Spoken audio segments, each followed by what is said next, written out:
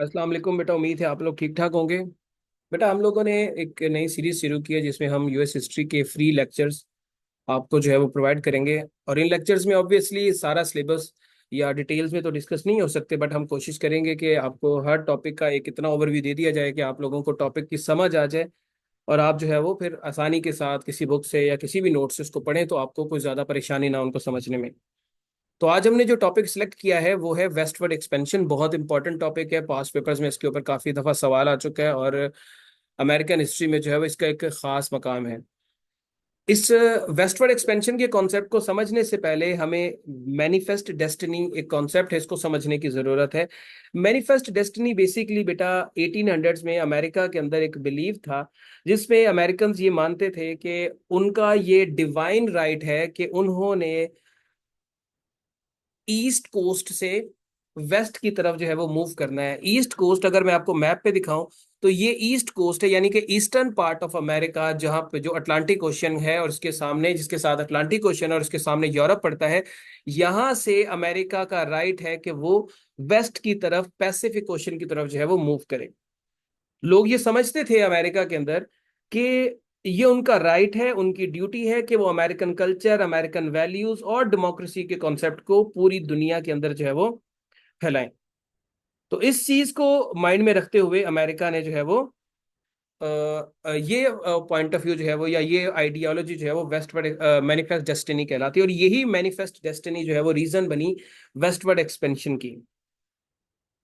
ठीक है, क्योंकि मैंने जैसे आपको बताया कि अमेरिकन ये समझते थे कि उनका डिवाइन राइट है कि उन्होंने अटलांटिक ओशन से लेकर पैसिफिक ओशन तक की तमाम टेरिटरी अक्रॉस नॉर्थ अमेरिका, उस पर जो है वो अपना कंट्रोल करना है, अपने मुल्क को एक्सपेंड करना है। अब ये जो वेस्टवर्ड एक्सपेंशन अमेरिका में हुई थी, इसको जरा हम जरा देखें। तो अमेरिका की जो अर्ली फेज में या स्टार्टिंग में अमेरिका की जो 13 स्टेट थी, वो कभी भी अप्लाचियन माउंटेन के या अप्लाचियन प्लेटियो के वेस्ट की तरफ मूव नहीं की थी।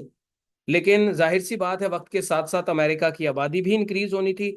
अमेरिका की आबादी जो सन 1700 में तकरीबन 2,50,000 थी, वो आबादी बढ़कर 1775 में 2.5 मिलियन तक जा चुकी थी।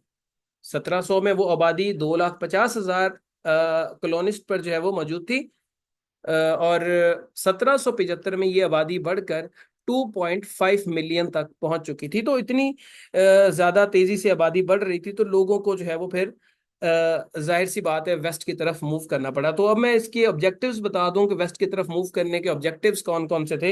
एक तो बेटा ऑब्जेक्टिव था territorial growth. Basically primary goal जो है वो अमेरिका का ये था कि वो ज्यादा से ज्यादा लैंड को एक्वायर करें, और ज्यादा से ज्यादा लैंड को एक्वायर करने से फायदा ये होगा कि उनको नई इकोनॉमिक अपॉर्चुनिटीज मिलेंगी, जो सेटलर्स हैं उनको नए रिसोर्सेज मिलेंगे, न्यू फार्मलैंड्स मिलेंगे, मिनरल्स मिलेंगे, जिससे जो है वो उनकी एग्रीकल्चरल इंडस्ट्री या एग्रीकल्चरल सेक्टर या उनकी इंडस्ट्री और उनकी ट्रेड जो है वो बूस्ट करेगी। उसके अलावा मैंने जैसे आपको बताया कि पॉपुलेशन बड़ी तेजी से अमेरिका की बढ़ रही थी, so there was a need for more space to accommodate new settlers. नए सेटलर्स को अकोमोडेट करने के लिए भी आपको नई लैंड की जरूरत थी। उसके अलावा अमेरिकन ये बिलीव करते थे कि उनका राइट है या उनकी जिम्मेदारी है कि उन्होंने अपने कल्चर को, अपनी वैल्यूज को, डेमोक्रेसी को और कैपिटलिज्म के कॉन्सेप्ट को सारे नॉर्थ अमेरिका में अक्रॉस द कॉन्टिनेंट फैलाना है। उसके अलावा आपको मैंने बताया था कि ये ईस्टर्न कोस्ट अटलांटिक ओशन के साथ है, तो अटलांटिक ओशन के दूसरी तरफ जो है वो आपको यूरोप नजर आता है सम हाउ यहाँ पर। और यूरोपियन आपको पता ही है कि वो कंटिन्यूसली जो है वो उन्होंने पूरी दुनिया के ऊपर अटैक किया, और लोग उनको जो है वो रीजन्स को अपनी कॉलोनीज बनाते बनाते रहे। तो अमेरिका को ये भी अपनी सिक्योरिटी का भी खतरा था कि फॉरेन नेशंस उनके ऊपर जो है वो, ये यूरोपियन कंट्रीज जो है वो उनके ऊपर अटैक ना करें। तो इस अपनी सिक्योरिटी को भी इंश्योर करने के लिए उन्होंने अपने बॉर्डर्स को जो है वो वेस्ट की तरफ जो है वो फैलाना शुरू कर दिया। और उसके अलावा अगर वेस्टवर्ड एक्सपेंशन होती तो उनको जो है वो नए ट्रेड रूट्स मिलते, स्पेशली एशिया की तरफ थ्रू पैसिफिक ओशियन। तो ये बच्चे आपका वेस्टवर्ड एक्सपेंशन का जो है वो कॉन्सेप्ट था। अब इसके अंदर कौन कौन सी चीजें आती, कौन कौन से इवेंट हुए, किस तरह से वेस्टवर्ड एक्सपेंशन हुई, ये मैं आपके साथ जो है डिस्कस करूंगा। वेस्टवर्ड एक्सपेंशन बेटा स्टार्ट होती है 1803 में फ्रॉम लुसियाना परचेज, और ख़त्म होती है 1890 में, 1890 में, जब वायोमिंग जो है लास्ट स्टेट थी या 44th स्टेट थी अमेरिका की, जो कि इस वेस्टवर्ड एक्सपेंशन में अमेरिका के अंदर शामिल हुई। तो स्टार्टिंग फेज में अमेरिका की स्टेट थी 17, और जब ये वेस्टवर्ड एक्सपेंशन हुई है और जब वेस्टवर्ड एक्सपेंशन कंप्लीट हुई है तो तब अमेरिका की स्टेट्स की तादाद थी 44। जैसे मैंने आपको बताया ये 1803 में स्टार्ट होती है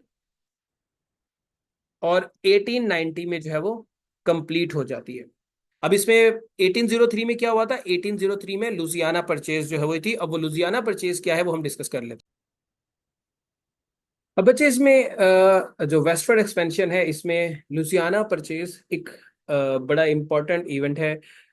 यहीं से ही आपकी वेस्टवर्ड एक्सपेंशन जो है वो स्टार्ट होती है, और ये 1803 में बेसिकली अमेरिका ने एक सिग्निफिकेंट लैंड डील जो है वो फ्रांस के साथ की, जिसमें उन्होंने तकरीबन 8,28,000 स्क्वायर माइल्स का जो एरिया है वो फ्रांस से ले लिया, जो कि उस वक्त जो यंग नेशन थी उसके साइज का भी डबल था। यानी कि अमेरिका के साइज का भी डबल एरिया फ्रांस से उन्होंने खरीद लिया। और कितने में खरीदा, सिर्फ और सिर्फ $15 मिलियन में, $15 मिलियन में जो है वो उन्होंने ये जमीन जो है वो खरीद ली। ये अमेरिकन हिस्ट्री में सबसे बड़ी जो है वो लैंड परचेज है। दूसरे नंबर पे अलास्का की परचेज आती, जो अमेरिका ने 1867 में रशिया से की। तो ये सबसे बड़ी जो है वो लुजियाना परचेज अमेरिका की जो है वो अमेरिकन हिस्ट्री में हमें नजर आती है, और यहीं से ही वेस्टवर्ड एक्सपेंशन का स्टार्ट हुआ। ये इतनी बड़ी लैंड थी या लैंड का हिस्सा था कि यहाँ से बाद में अमेरिका की मजीद 15 स्टेट्स इसी लुजियाना परचेज के थ्रू जो है वो निकली। 15 स्टेट्स इसी के अंदर से जो है वो निकली।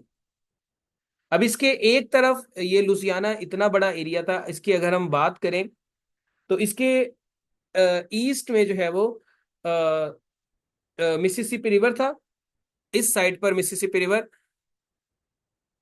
इस साइड पर रॉकी माउंटेन्स जो कि सबसे लंबा पहाड़ी सिलसिला है अमेरिका का। नीचे की तरफ, सॉरी, ऊपर अगर हम बात करें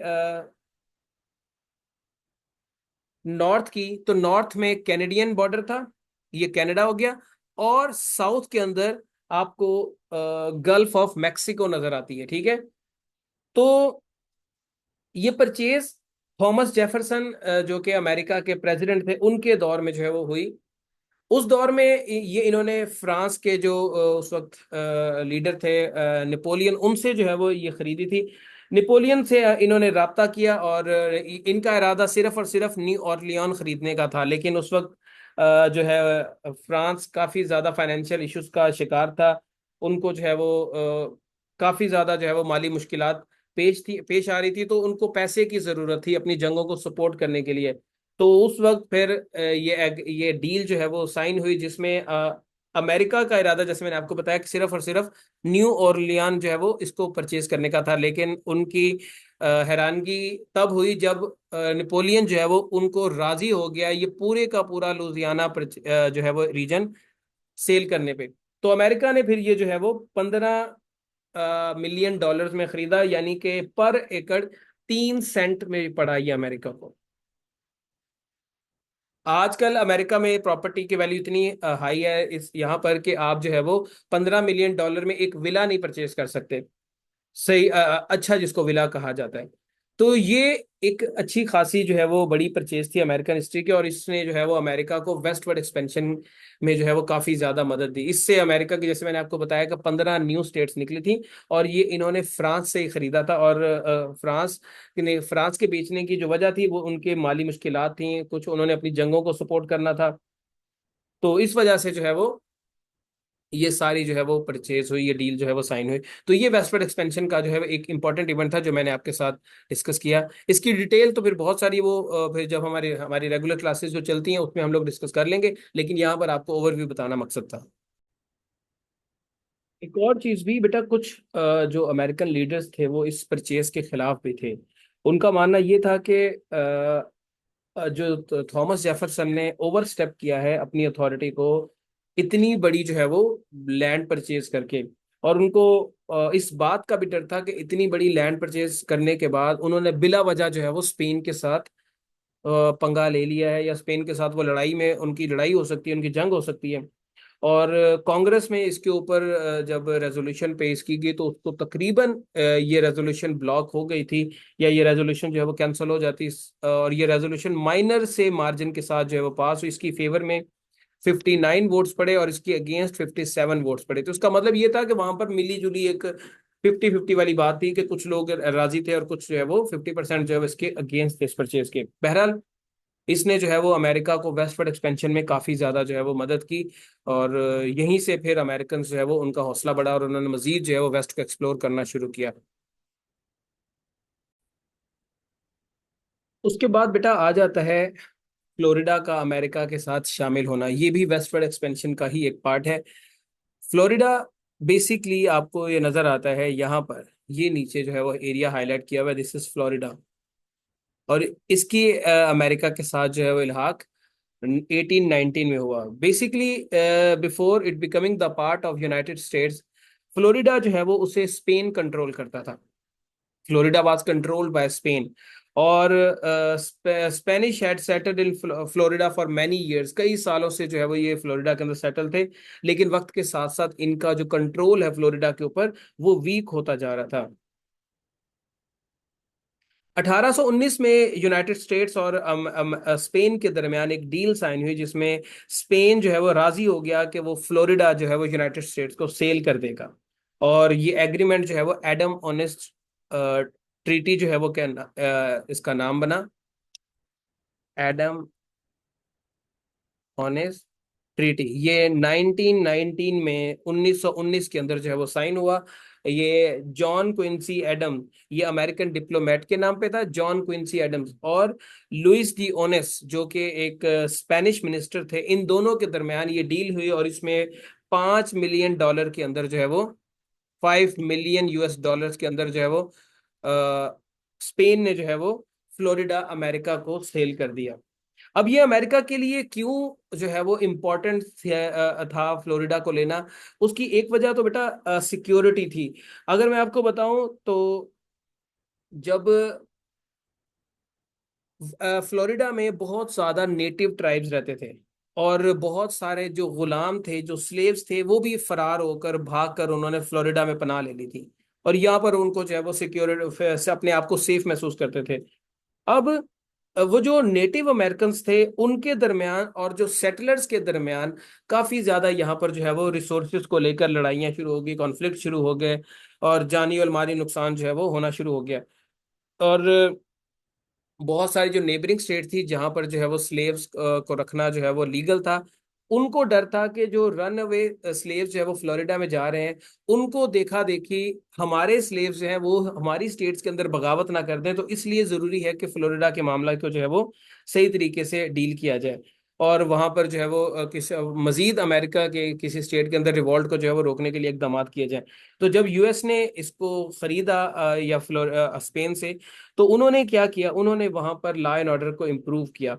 उन्होंने नेटिव अमेरिकन और जो रन अवे स्लेव्स थे उनको डील करने के लिए कुछ पॉलिसीज बनाई। सेटलर्स जो वहां पर आके फ्लोरिडा में रह रहे थे उनकी सेफ्टी को इंश्योर किया, और ये इस बात को इंश्योर किया कि नेटिव अमेरिकन और जो सेटलर्स हैं उनके दरमियान कॉन्फ्लिक्ट जो है वो ना हो। तो इसलिए फ्लोरिडा की जो सेल जो डील थी ये अमेरिका के लिए, या फ्लोरिडा का परचेज करना अमेरिका के लिए जो है वो काफी ज्यादा इंपॉर्टेंट है। और दूसरी चीज इसकी जियोग्राफी बेटा, जो जहां पर फ्लोरिडा मौजूद है वहां पर गल्फ ऑफ मेक्सिको और अटलांटिक ओशन जो है वो दोनों ही उसके करीब हैं। तो ये एक वैल्यूएबल पॉइंट था फॉर ट्रेड पर्पस और दूसरा मिलिट्री पर्पस के लिए। तो इस वजह से भी फ्लोरिडा की जो सेल है या परचेज है अमेरिका के लिए, ये बड़ी इंपॉर्टेंट हुई।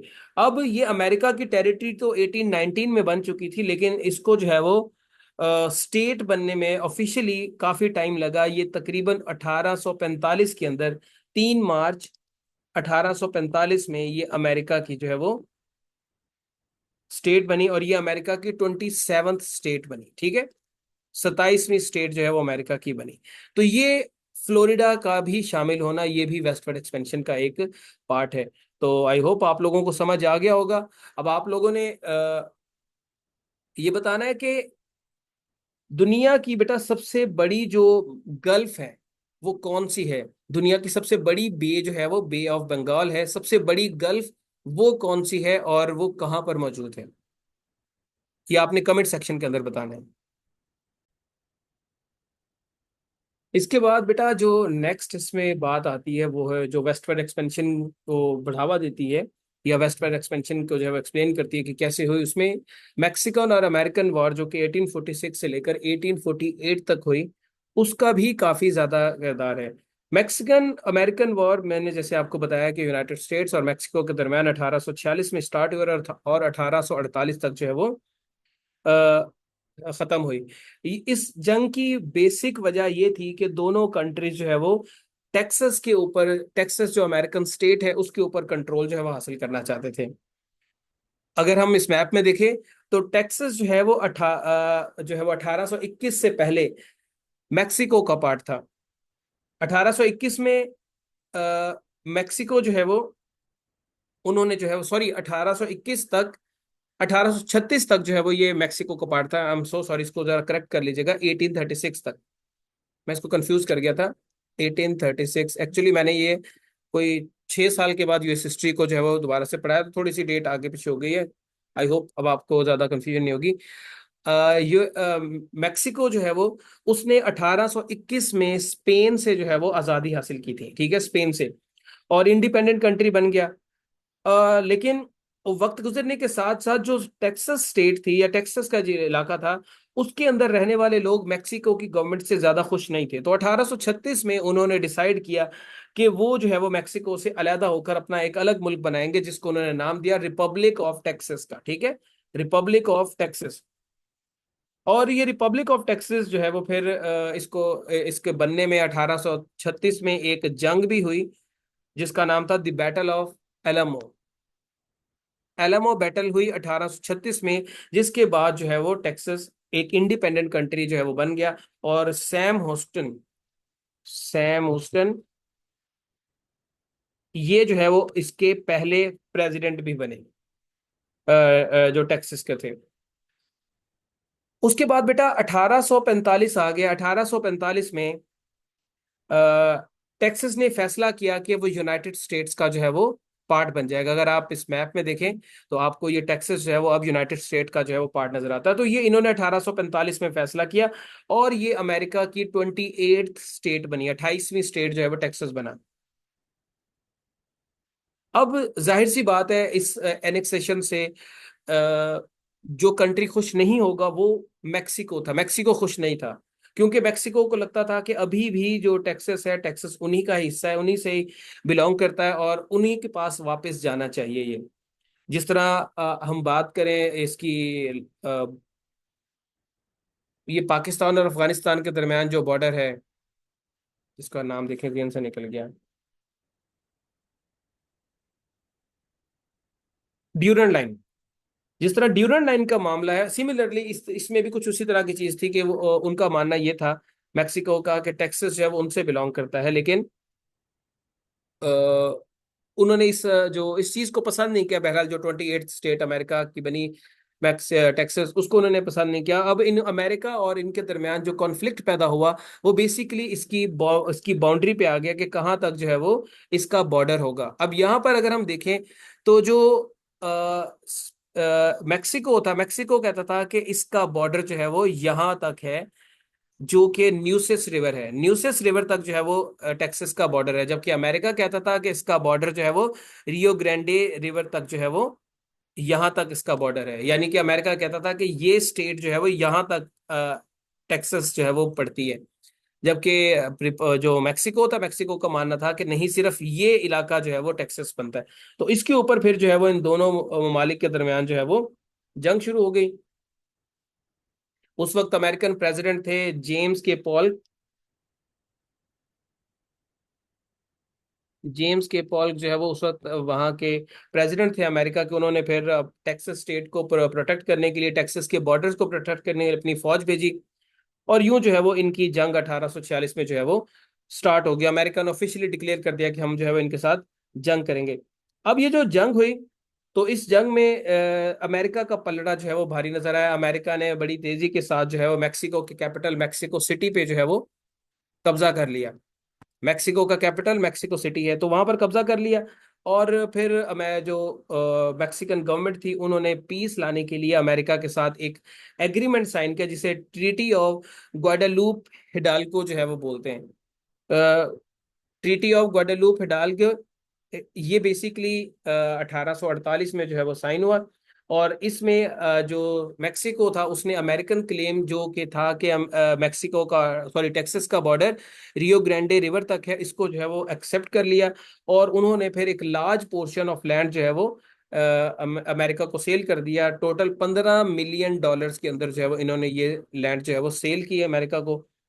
फिर यही लैंड जो है वो फिर आगे जाकर इसको फर्दर स्टेट्स में डिवाइड किया गया। टेक्सास जो है वो एक बहुत बड़ी स्टेट थी, इसको जो है वो फिर डिवाइड किया गया छोटे छोटे एरियाज में, जिसमें फिर इसमें से आपका निकलता है ये आपका एरिजोना, आपका यूटा, निवेडा, कैलिफोर्निया। ये जो कैलिफोर्निया जो है, इसके कुछ पार्ट्स, क्या कहते हैं इसको, व्योमिंग, वायोमिंग जो है यहाँ से निकली। ओक्लाहोमा, न्यू मैक्सिको और कोलोराडो जो है, ये स्टेट्स जो है वो फिर इधर से ही जो है वो आपके क्या कहते हैं, मैक्सिको से ही सेपरेट होके अमेरिका के अंदर जो है वो, या न्यू टेक्सास से ही डिवाइड होके फिर ये वाली स्टेट्स बनी। ये वाला रीजन अगर मैं हाईलाइट कर दूं, दिस वन,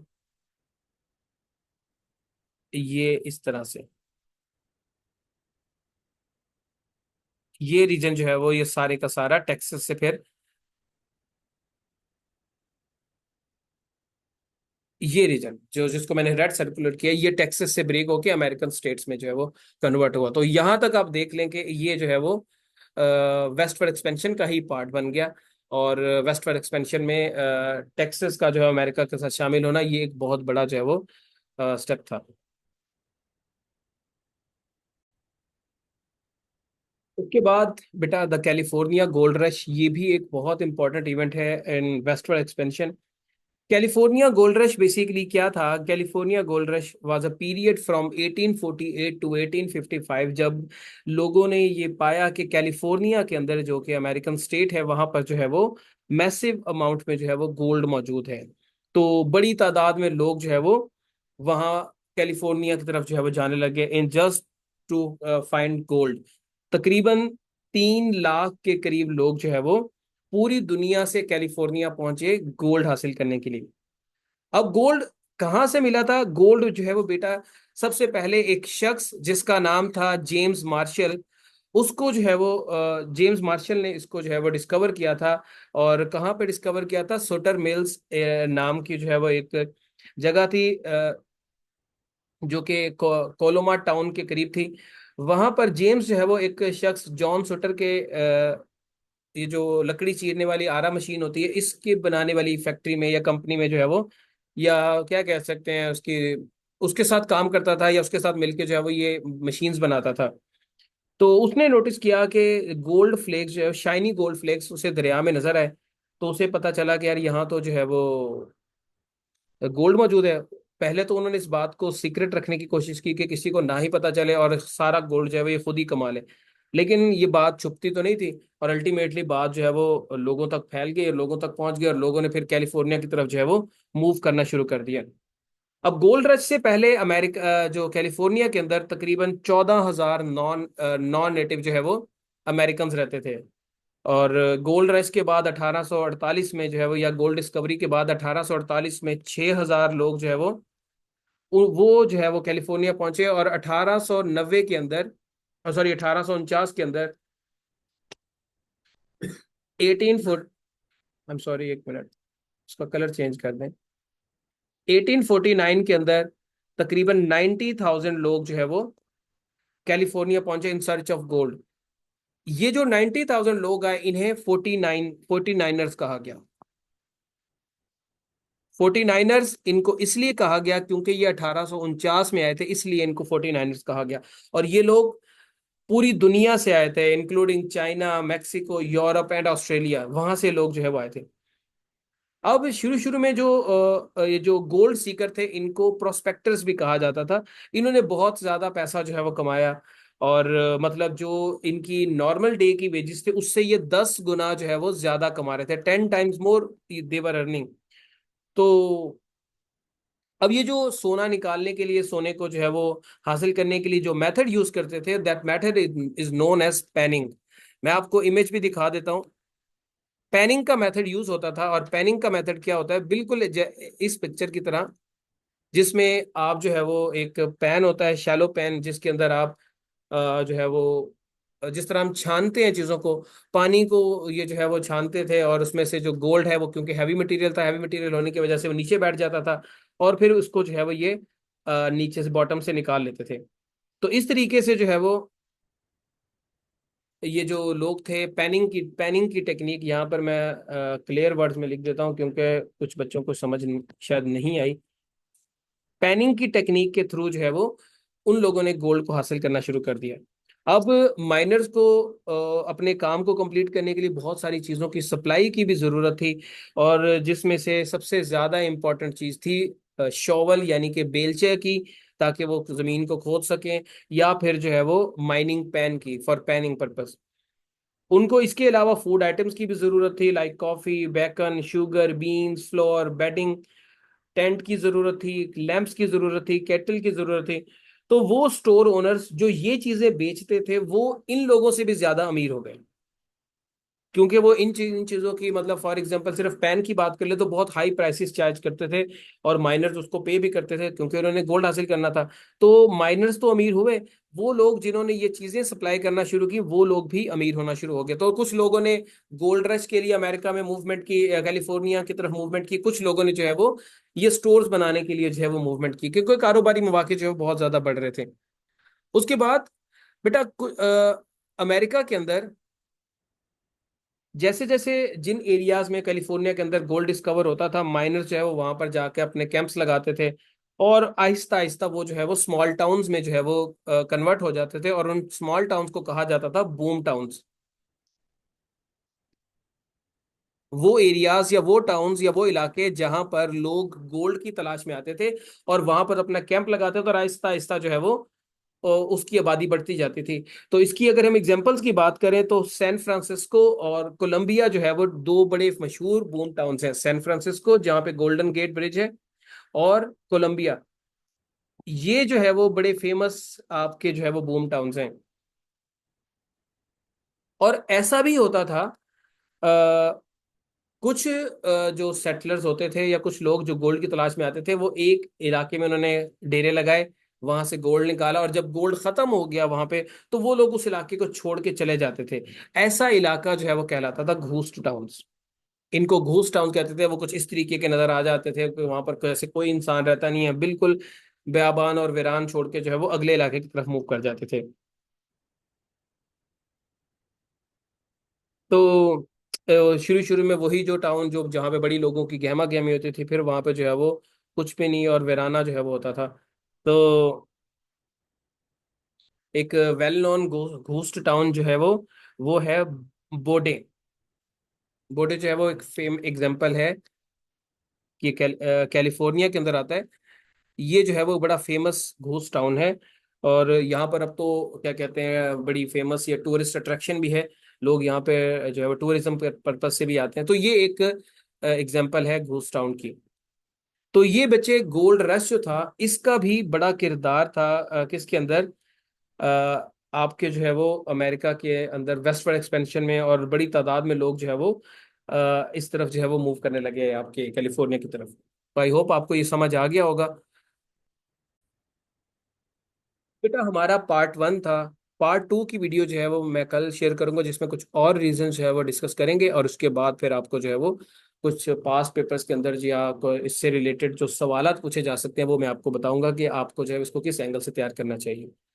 अब आप लोग खुद भी ये वीडियो देखें, अपने कमेंट सेक्शन में भी आपने फीडबैक देना है कि आपको जो है वो वीडियो की समझ आई या नहीं आई, और आपने दूसरे लोगों के साथ भी इसको शेयर करना है। और अगर आप चैनल को अभी तक सब्सक्राइब नहीं कर सके तो आप इसको सब्सक्राइब भी करें, और दूसरे लोगों से भी करवाएं। अपना ख्याल रखिए। शुक्रिया।